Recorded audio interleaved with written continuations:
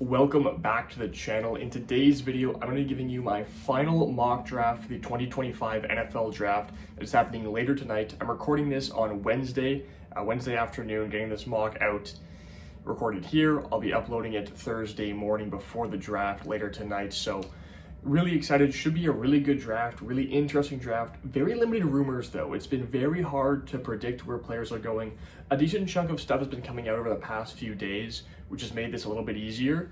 But it's still a pretty scarce year for rumors. So we'll see how accurate this will be. I'm sure stuff will come out in the time this video edits and then gets uploaded. Stuff will come out the hours or so before the draft, but can't quite make a video out that tight. So we'll go with this and we'll see how accurately we can get it 24 hours in advance. We'll jump right into it with pick number 1. This is a surefire thing at this point. It's easy to predict. It'll be Cam Ward to the Tennessee Titans. They've come out and said they're not trading the pick. Cam Ward has come out and said he thinks the best running backs in the league are Pollard and Tajay Spears, and the best receivers are Treylon Burks and Calvin Ridley. So it's pretty clear. It's all but settled. This will be Cam Ward. No real question marks there. At number 2, another pick that seems pretty surefire. Not sure if it's the right pick. I think I'd be going Abdul Carter, but the Browns seem to be leaning the direction of Travis Hunter and taking him. I'll be curious to see how they deploy him next year. They could use him on both sides of the ball. Really exciting player, and it'll be really fun to watch him. Shame he's going to a division rival for me as a Ravens fan, but yeah, this seems to be the pick for Cleveland at 2. Another easy one in the bag here. And at 3 is where the draft, I think, will start to get really interesting, especially on draft night. There are tons of rumors coming out about the Giants potentially looking to move back into the first round, into a later spot. And I thought about making that trade. I am putting trades into this mock draft. I've got a couple in this first round here. So I did think about having the Giants trade back. There's a couple teams I think could trade up. I think the Bears are a real option to trade up. And I think if the Panthers really like Mason Graham, they could trade up as well. I also do think the Raiders could look to leapfrog the Jags to grab Ashton Jeanty, as Jacksonville's now become a suitor for him. But I opted to stick and pick at 3 for the Giants. I think it's the best move. I think their best course of action is to draft Abdul Carter here, which is the pick I'm going with. If you're picking at 3, you're picking Abdul Carter no matter who you are.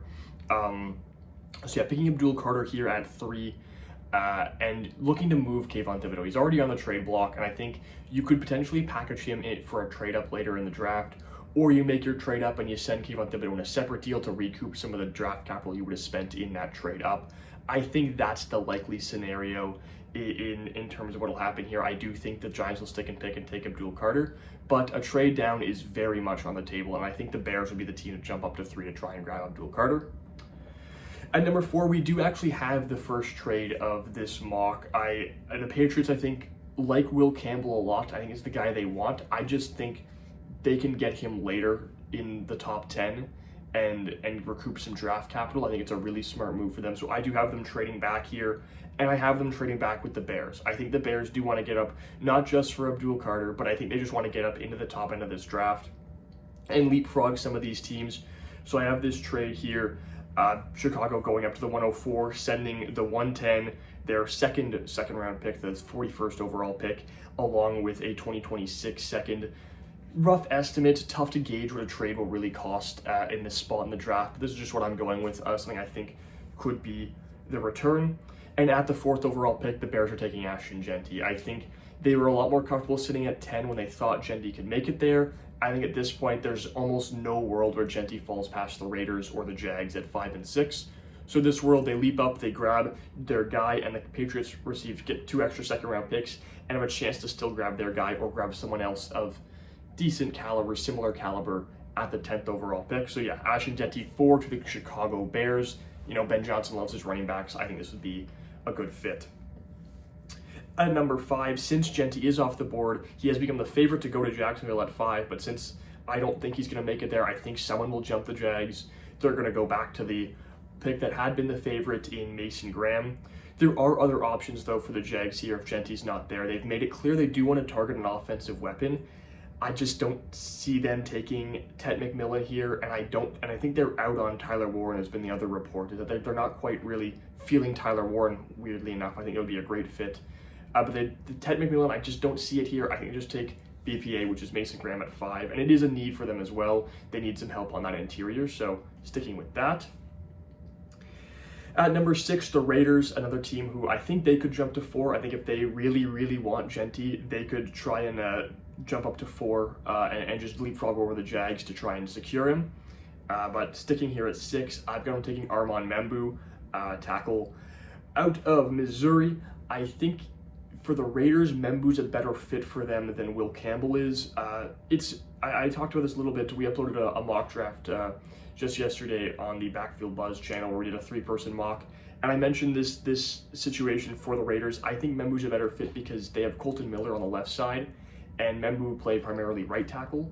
So for Vegas, do you really want to put your rookie in a position where he has to switch over sides his first year in the NFL to play on a side he's not so comfortable on, like Will Campbell, when there's already the question marks surrounding will he actually stick a tackle? There are those same question marks for Armand Membou, but if he doesn't work at right tackle, you can move him into right guard. Alex Kappa's not stopping you from making that push in there. So I think Membou's a better fit in Vegas than Campbell is. So I think Membou has been getting a lot of traction as potentially being the first alignment off the board, and I've got him going here at 6.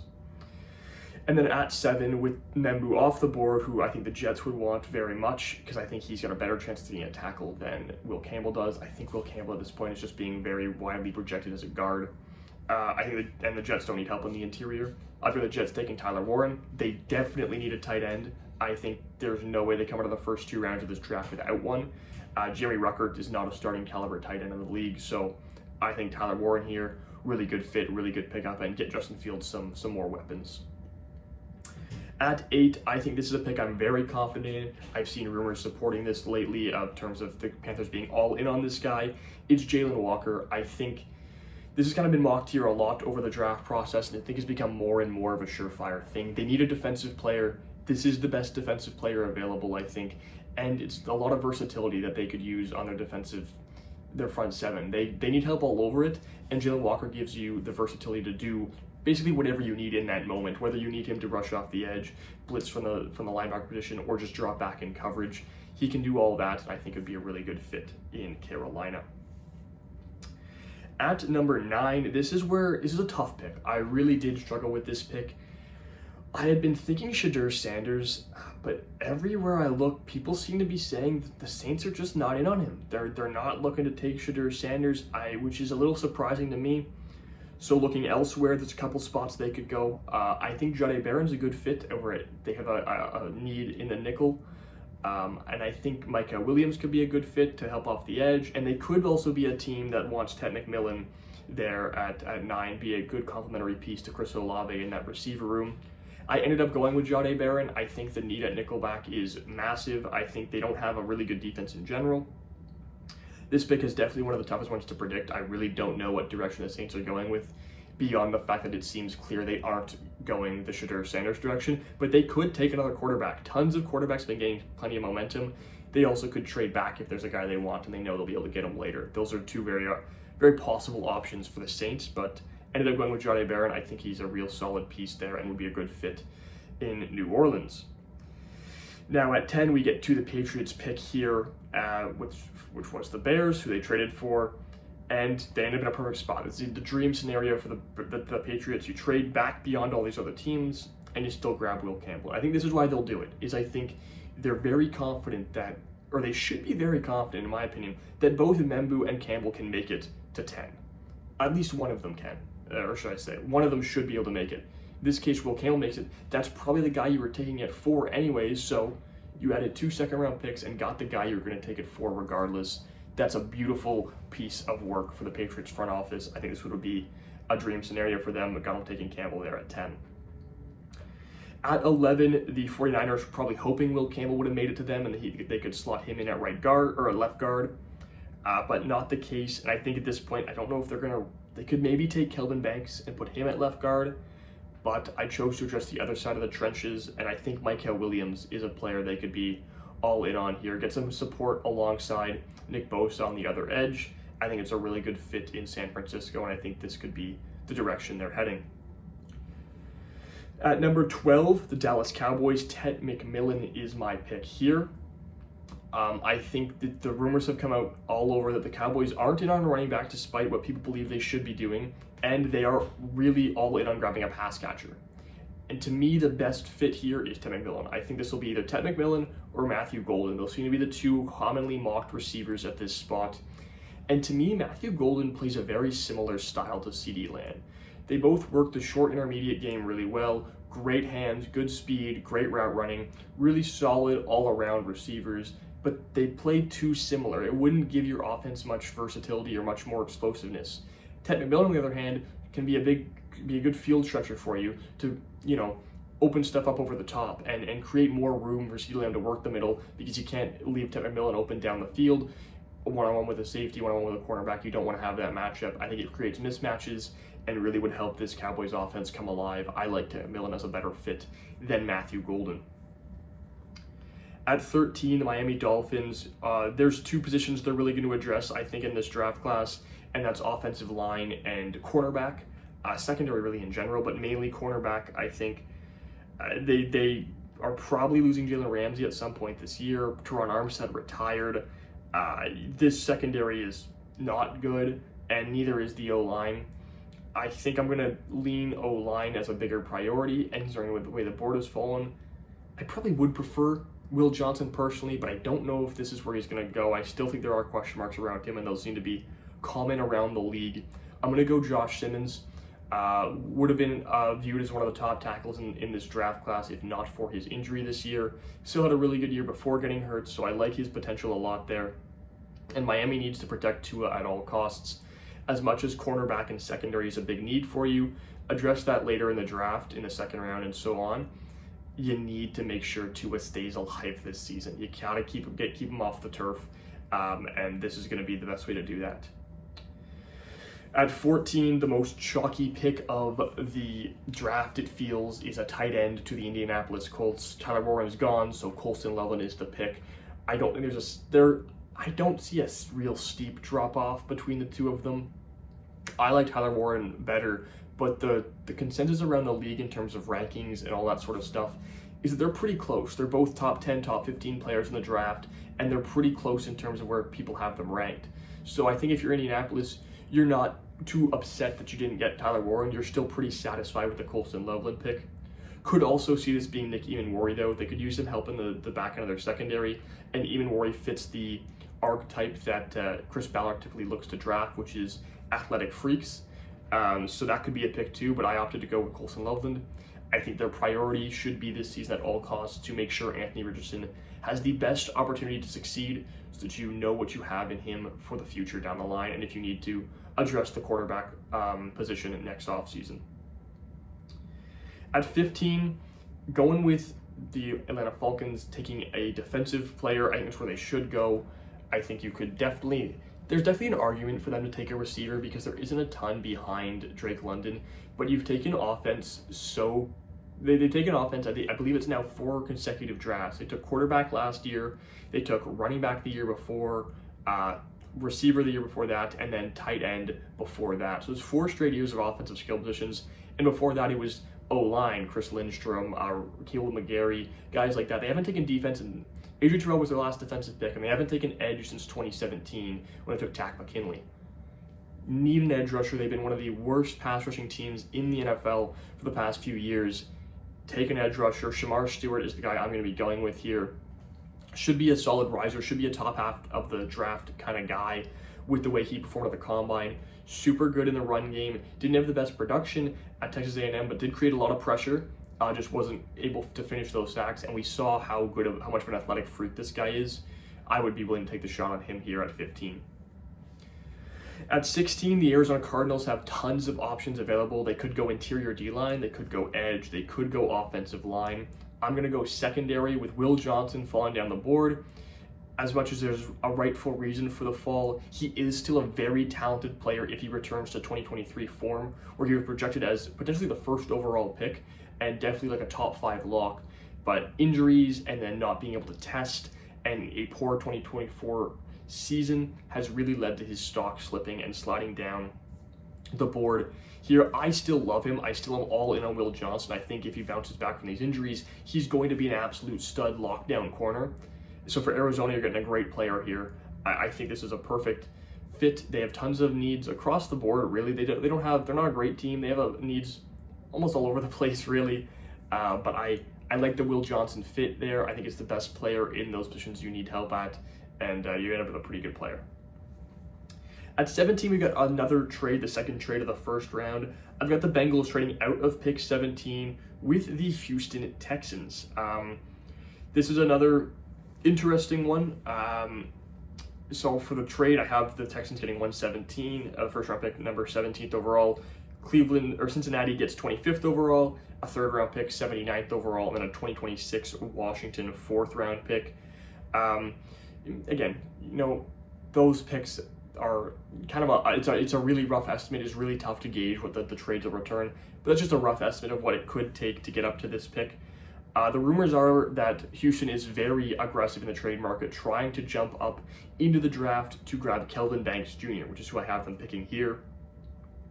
And the reason I chose to trade up to 17 is I think that the Seahawks will take Kelvin Banks Jr. if he's there. So jump ahead of them, make sure you get your guy, make sure CJ Stroud is protected, and work on that O-line that has been very, very rough this past year.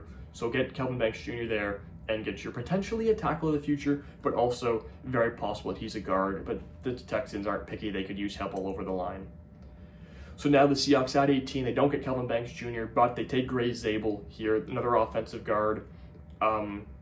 This is a need for them for sure. They needed the help on the interior. Also, I don't know why North Dakota State guard just feels like a Seattle kind of pick. Don't know what it is, just the vibe it gives me, but I do think they need it. They refuse to invest much in the position. That seems to be John Schneider's stance on it. But you're going to have to switch up. And I think the big thing here is Sam Darnold is a quarterback who is known to not play well under pressure. The biggest reason he was so successful last year in Minnesota was their O-line was amazing. When their O-line started getting injured, Darnold's performance started to regress into the point where, he was losing games, he was playing poorly. If Seattle comes out with the O-line they came out with last year, with Sam Darnold in their center, he's going to face unbelievable amounts of pressure. And with the injury concerns you have with Abe Lucas and Charles Cross on both tackles, you can't afford to take that risk. I think you need to address the O-line. The interior was really terrible last year. Gray Zabel's a great fit here, helps you keep your new franchise quarterback protected. At 19, this is a pick I love. I don't know if he's going to make it this far. I could see him rising up to 15 to the Falcons. I'm going with Jihad Campbell. The Bucs would run this card, and it's a perfect fit in their linebacker room to pair alongside Levante David before he retires, get him some much-needed mentorship at the position, and really help him hone his skills. I think Jihad Campbell's a great player, a borderline, he's a top 15 player, I think, in this class, and the Bucs have a need at linebacker and along the edge, which is what Jihad Campbell can also do. He was an edge rusher in college, or not in college, in high school. He was recruited as an edge rusher to Alabama and then converted to a linebacker. Really good fit, really versatile player. And that's the funny thing about this class with, I mentioned it with the guards and the tackles. A lot of the tackles project potentially to be guards the next level, and these linebackers, the top two linebackers, are these sort of dynamic, will they play edge, will they play linebacker kind of players. So it'll be really interesting to see how they're utilized next year. At pick 20, the Denver Broncos, I think they could trade up to try and get their hands on this player. That's Amari Hampton. But it depends on how, the top 10 starts to shake out. And that'll be really the determining factor for the Denver Broncos, is who they think could be the team to take Amari Hampton over them. And I think that's the Bears. So in this role, with the Bears trade up to 4, the Broncos, I think, feel pretty comfortable that the Jags and Raiders will pass on Hampton at 5 and 6. Whereas if the Bears are at 10, it's a lot more reasonable to take a running back. And I think the Bears seem to be a lot more interested in taking a running back, no matter who it is. So for Denver, the Bears trade up, makes your life a little easy. You sit back, you see if he can make it to you. If not, you take a receiver, I think, and build up that receiver room when you're pretty happy. But Amari Hampton's here. You need a running back. You lost Javonte Williams, but even with Javonte Williams, your running back room was very, very weak. So taking Amari Hampton here, really good fit, really good player. I think Sean Payton's going to love that and really help boost this offense. Then at 21, another team who could be looking to trade up to secure this player, that's the Pittsburgh Steelers grabbing Shedeur Sanders. Talks of, Shedeur Sanders is a wild card. Go anywhere from 3 to the second round is the reports that are coming out. I don't see him falling past the Steelers, though, at 21. And like I said, if the Steelers feel a team could take a shot on him, they'll trade up. But I don't really see, like, I think the only teams that are taking Shedeur Sanders are Tennessee, Cleveland, or the Giants that are ahead of them. Those are the only 3 teams ahead of them that I can see taking a shot at the quarterback. So no real need to trade up, but if they really want to secure it and make sure nobody trades out from the second round, because when you get into the 20s, it's a lot easier for a team in the second round to jump up back into the first to try and snag a guy. So it could see a world where the Steelers trade up to secure him, but it also isn't really their style, so they might just sit and pick and take him here. But he falls to them. It's a good pick. They need a quarterback. Who knows what Aaron Rodgers is doing? You can't concern yourself with that. Just take Shedeur Sanders and let Aaron Rodgers do his thing. At 22, the Los Angeles Chargers, tough spot. I think they really want a weapon, mainly a tight end, I think is what they want, but Loveland and Warren off the board. I think you go to a different Michigan connection and grab Kenneth Grant. They need some help on the interior D-line too. Need some help on the edge as well. I don't think Kenneth Grant is the second best defensive tackle in this class. In fact, I think it's pretty clearly Walter Nolan. But I think Kenneth Grant fits what they want to do, and it's the familiarity he has with Jim Harbaugh and some of the members of that coaching staff that he brought over from Michigan. That familiarity, I think, is going to lead them to take Kenneth Grant ahead of Walter Nolan. Walter Nolan has some character concerns, but nothing too serious. I think everything's kind of been pretty much pushed to the side, but there are some sort of question marks people have about his personality. With Kenneth Grant, Jim Harbaugh knows exactly the kind of person and player he is, so it's a pretty safe, secure pick here, and I like the fit, and it just makes sense, all things considered. At 23, the Green Bay Packers. I've got Maxwell Hairston going here. I think you're looking at cornerback, you're looking at receiver too, but the way I look at it is the Packers need a surefire number 1. I think in this draft, if you're taking at this spot, you got Golden, Burden, and Ibuka. I think all 3 of those guys are like different versions of Jaden Reed. And Jaden Reed, I think, is a good, he's an okay 1, he's a good 2. You don't need another good 2. You have Romeo Doubs, you have Christian Watson, you have Dontavian Wicks. You don't need more okay receivers. You would need that game changer in this, but I think so. Instead, you go cornerback. I think Jair Alexander could be on his way out in Green Bay. Even if he's not, he's been injured a lot, and with him in the lineup, you still have a hole at the CB2, CB3 spots. Maxwell Hairston tore up the 40-yard dash at the combine with a really fast time there. I think it was 4.22, if I'm not mistaken. It was low 4.2s. Really good combine there. He had a good season. He's risen up draft boards a lot, and I think the Packers need a cornerback to help out that secondary. At pick 24, the Minnesota Vikings. I think you're taking a safety here if either's on the board. I don't think they have a true free safety that is reliable beside Harrison Smith, and Harrison Smith is likely retiring in the next season or two. So how long do you have with him left? I leaned Malachi Starks at this spot. You could go Eamon Warry, but Eamon Warry plays similar to Harrison Smith, so how that would work at the back end of the defense would be a little complicated and could create some issues. I'm sure Brian Flores would figure it out, but it'd be a whole lot easier if you have a pure coverage safety like Malachi Starks, who is versatile and can do plenty of things, but specializes in his coverage ability. To pair him alongside Harrison Smith can still teach him some things, still help mentor him along before he retires, but it gives you that true free safety to pair next to him to cover over the top. So I like the spot here. And then at pick 25, the Bengals are not back up, but they're at the spot they traded back to. And you're pretty satisfied, honestly. You traded back, you're going to take defense at 17. Not a ton of real defensive guys I think the Bengals were looking at went off the board. They're looking interior D-line, I think they're looking at edge, and they are looking at cornerback too. Still looking pretty much everywhere on the defensive side of the ball, but I've got them taking Walter Nolan here. I think this is a pretty good player that you could have considered at 17 and maybe taken at 17. You're probably going Nolan or Mike Green at this spot, and those are probably the 2 guys you're going between at 17. So again, another case where team trades back, knowing what the teams in between the spots are looking for. So they know what kind of players they will still be able to find at that 25 spot as opposed to what they would get at that 17 spot. And I think it's smart to value the extra picks and still getting a player of similar caliber like the Bengals did here. And Walter Nolan will help that pass rush out, which it desperately needs some help. At 26, another trade here.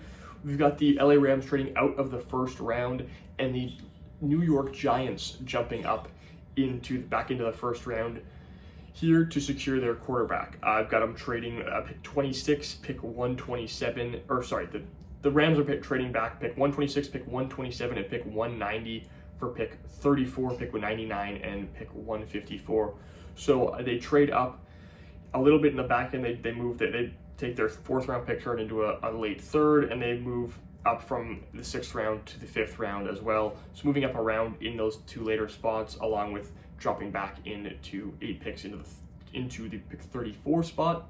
Because I think for the Rams, a lot of the positions they have needs at are better addressed in that second round area. I think they need help at the linebacker spot, but I think it's too early for a guy like Carson Schwessinger. And I think they maybe could go tackle and sit and pick.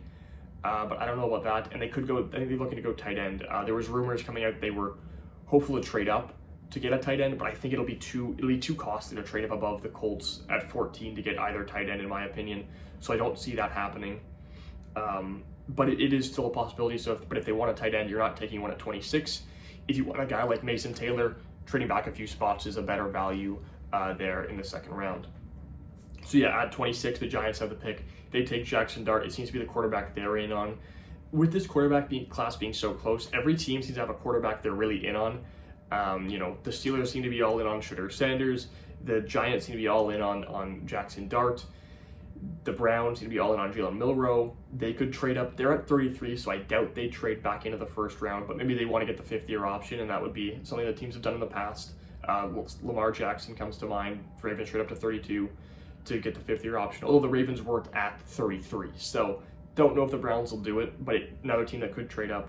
But they seem to be all in on Jalen Milroe. And then Tyler Shuck's kind of sitting there, getting a lot of rumors, a lot of buzz. Really don't know what's going to go on with him, but I'm not in on his stock at all, so I don't really know what the hype is about personally. But yeah, so Jackson Dart at 26 for the Giants. I think this is smarter than trading back and still reaching on Jackson Dart in the top half of the first round.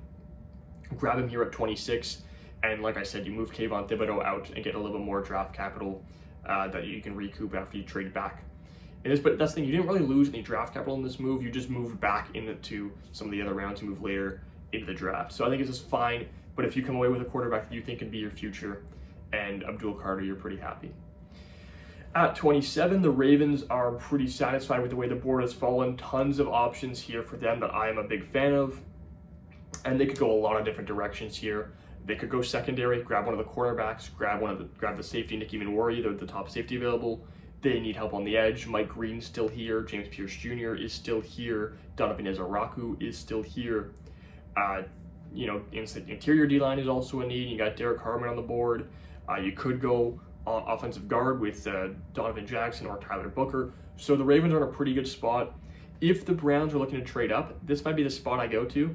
But the big thing here is that's the other thing with the Browns is unless you're trying to hop the Giants because you think they're going to take your guy, there's no need to get up above pick 33 because none of these teams here are taking a quarterback. They're all set on quarterbacks, so you're probably pretty comfortable just sitting at 33 and taking your guy.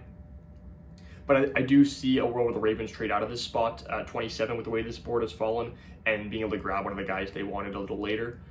But sitting and picking, grabbing Nick Emanwari here, I think it's a super good fit, and I would love to watch this defense with Hamilton, Emanwari, and Ardarius Washington, who recently signed his tender offer.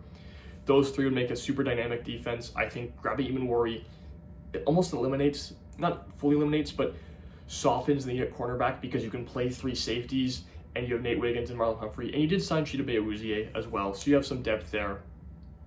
But I love Nick Emanwari as a player, and I think the Ravens are a team that just takes BPA, and personally, I think he's a better player than a Mike Green is here at this spot.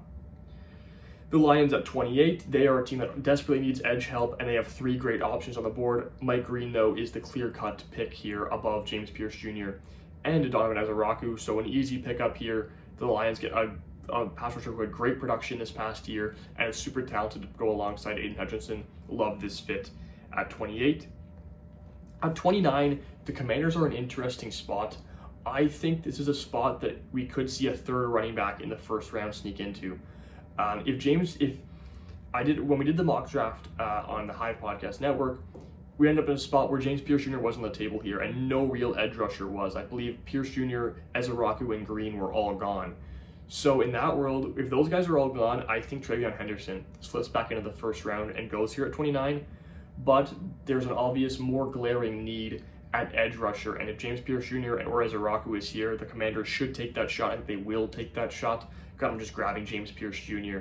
at this spot, a really great player who's fallen over the past year out of the first overall pick projections to this spot late in the first. It's been a multitude of things. I think part of it is just prospect fatigue, but I think a bigger part of it is did have a bit more of a not quite as productive as a year as you would have hoped for. At Tennessee was still really good, but just not quite what you would have hoped for. And there's been plenty of character and personality concerns coming out that teams are questioning, so that could be another reason for the slip. But Washington grabs a great player nonetheless at 29. At pick 30, the Bills, lots of options here. They could go cornerback, they can go interior D-line, but with the receivers slipping big time in this mock, I'm going to give him Luther Burden. I like the fit here a lot next to Khalil Shakir and Keon Coleman. I think Matthew Golden, once again, same with Ibuka, those two I think are too similar to a Khalil Shakir in the way they play. Good hands, good route running, work underneath, similar to what I was saying with CeeDee Lamb. Khalil Shakir is not CeeDee Lamb, but you know what I mean. They're those surefire hands, quick targets, easy targets that are just, you're pretty confident they're going to catch everything, that kind of player. That's what Matthew Golden is. That's what Emeka Ibuka is. Luther Burden, a lot more speedy, a lot more versatile, works really well out of the slot, and can do a lot of things after the catch that a lot of those guys can't. That to me is what's valuable here. Keon Coleman's not an after the catch kind of guy. He's a jump ball, one of those guys, a big bodied receiver. Khalil Shakir, surefire hands, good intermediate route runner. Luther Burden, good slot player who once you get the ball in his hand can make a lot of things work well, can make a lot of people miss, and can do a lot after the catch.